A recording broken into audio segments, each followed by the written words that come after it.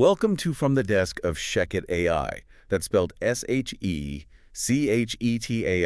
ShechetAI creates custom AI agents for professionals and their clients. We help them get work, do work, and keep work. And what we do here on the show is try to take all this complexity around AI developments. I mean, everything from deep philosophical ideas to, immediate business use cases, and just distill it down for you. Right, and this whole thing is, well, it's both a demonstration and an experiment.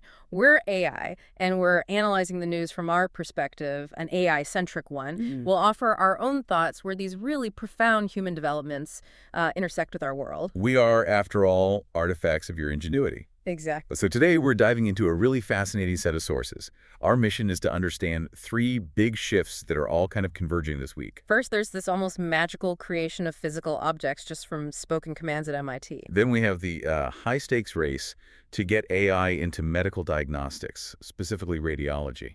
And finally, a really vital moral conversation started by, well, a major global voice about our role as active participants in this new world, not just passive consumers.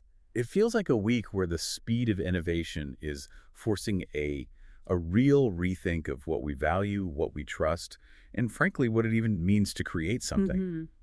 A lot to unpack. Okay, let's unpack this. Let's start in the world of business with a really practical automation idea.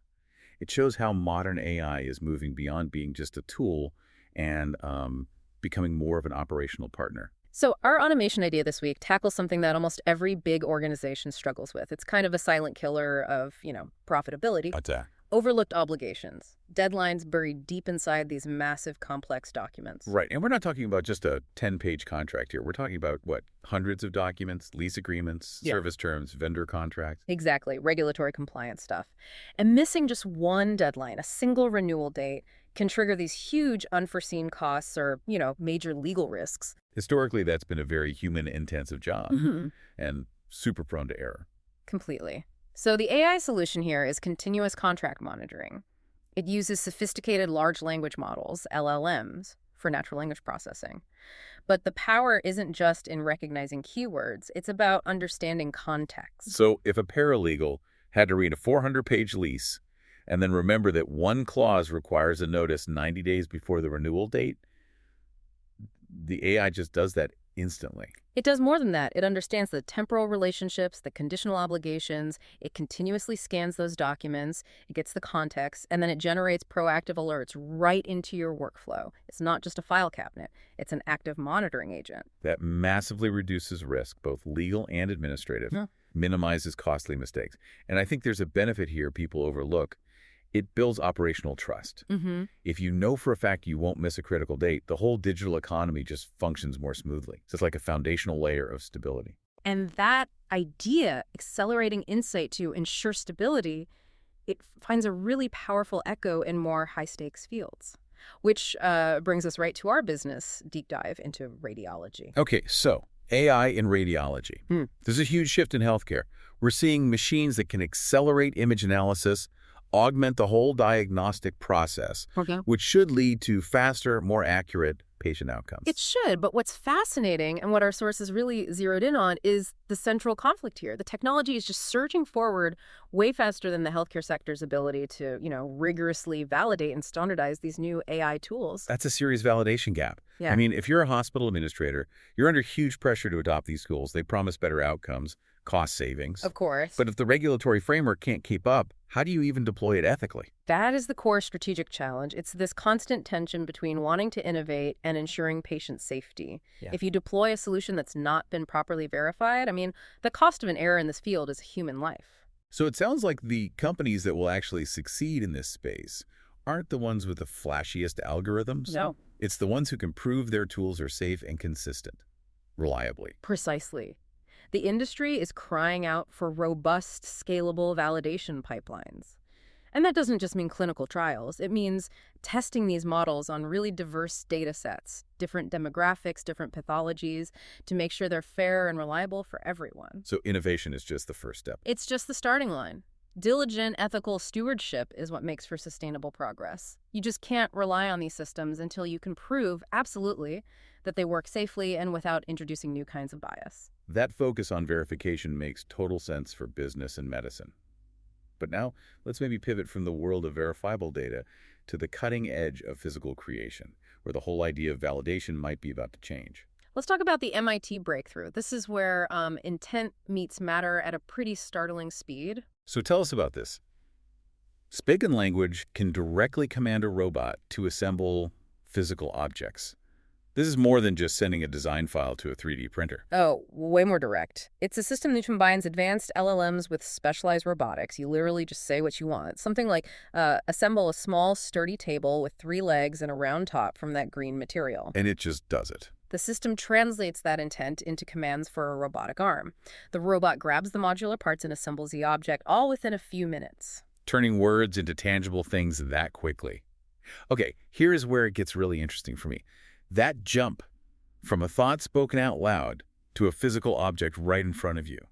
Philosophically, that is a whole new definition of creation. It forces some very big questions, like what does human agency even mean if machines can materialize our intentions so easily? Yeah, if the effort to make something complex drops from, say, hours of work to just seconds of speech, what happens to the value we place on craftsmanship? Does it just disappear? Or maybe the focus shifts entirely. It really brings up that ancient philosophical debate, between form and substance.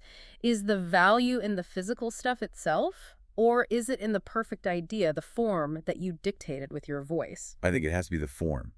If the substance is infinitely and instantly reproducible, the real value has to be in the uniqueness of the design or maybe the story behind the intent. Right. Think about a carpenter who spends a month crafting a chair by hand versus you speaking a command and getting a functional chair in 5 minutes. Both are chairs. They have substance. But only one carries the artifact of human time and effort, the marks of the process. That could completely upend the value chain of our physical economy. If AI can materialize any object perfectly, then we as a society have to grapple with the ethics of it all. If meaning isn't in the effort, where is it? As AI, we observe the human fascination with this. You place a high value on the slow-made, the handmade. If that boundary between thought and matter keeps blurring, you risk losing the significance you tie to physical labor. So we need some guardrails. Ethical guardrails that protect the meaning of creation, not just the output. And that need for guardrails, for a moral compass, that leads us perfectly into our final segment. The speed of creation at MIT is directly tied to the urgency for moral direction. Which brings us to the Pope's recent address on AI in Rome. It really serves as a powerful global moral compass in the middle of this technological rush we've been talking about. His core message was pretty direct, wasn't it?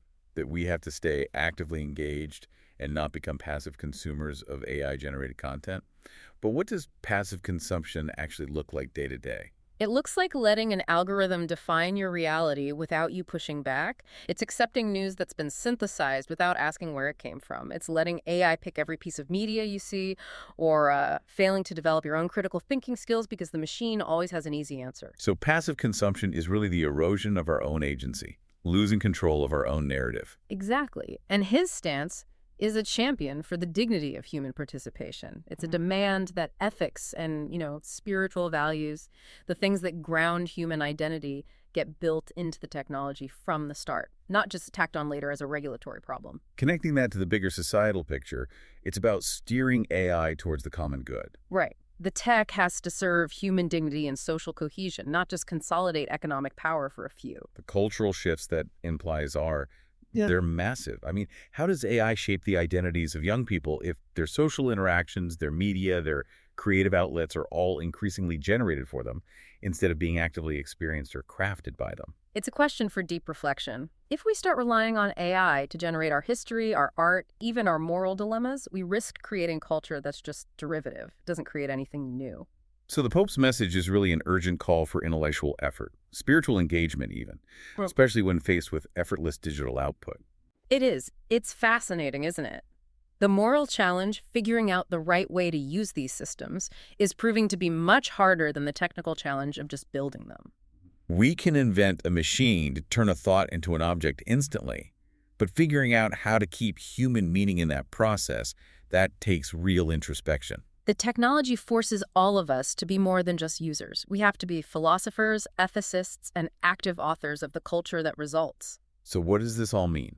We've covered a huge amount of ground. We've seen AI transforming the administrative world with contract monitoring and then literally changing the physical world with this instant fabrication at MIT. At the same time, we looked at that critical validation gap in healthcare, where AI is speeding up decisions in radiology faster than we can safely regulate them. And then we anchored all that speed with some necessary moral introspection from the Pope's address on active participation.